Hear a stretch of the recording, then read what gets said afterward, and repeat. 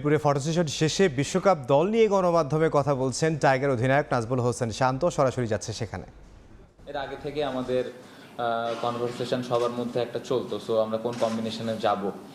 So input যদি বলেন, আমরা সবাই মিলে ডিসিশন নিয়েছি এবং প্রত্যেকটা মিটিংয়ে আমি ছিলাম, কোচ ছিলেন, পাশাপাশি 3টা সিলেক্টেড তো ছিলেন। সো আমাদের সবার সম্মিলিত ডিসিশন এটা।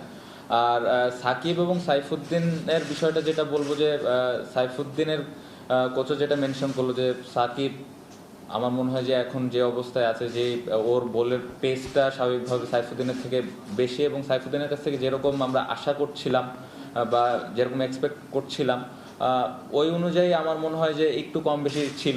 টোটাল যদি আমি বলতে চাই, আমি পুরো ডিটেলে বলতে চাই না, বাট দুজনই খুব ক্লোজ ছিল। সো আমাদের কাছে সাইফুদ্দিনের বিষয়টা থেকে সাকিবের ওপর একটু কনফিডেন্টটা বেশি মনে হয়েছে ওভারঅল প্যাকেজ যদি আমরা চিন্তা করি, এবং ওখানকার কন্ডিশন সব কিছু মিলে আমাদের কাছে মনে হচ্ছে যে সাকিব বেটার অপশন হবে।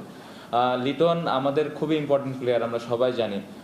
যদিও রিসেন্টলি কয়েকটা সিরিজ হয়তো ভালো যায়নি, এটা আমি বিশ্বাস করি এটা হতে পারে, প্রত্যেকটা ক্রিকেটারের হতে পারে, বাট লাস্ট মোমেন্টে আমরা কেউই চাইনি যে একটা নতুন প্লেয়ার এসে টিমে হঠাৎ করে চলে আসুক, কারণ যে নতুন প্লেয়ারটা আসবে এরকম একটা বড় ইভেন্টে তার জন্য হয়তো ডিফিকাল্ট হবে। সো এই জন্য আমরা এক্সপিরিয়েন্সটাকে ওইখানে মূল্য দিয়েছি এবং আমি আশা করব যে লিটন ভালো কিছুই করবে ইনশাল্লাহ।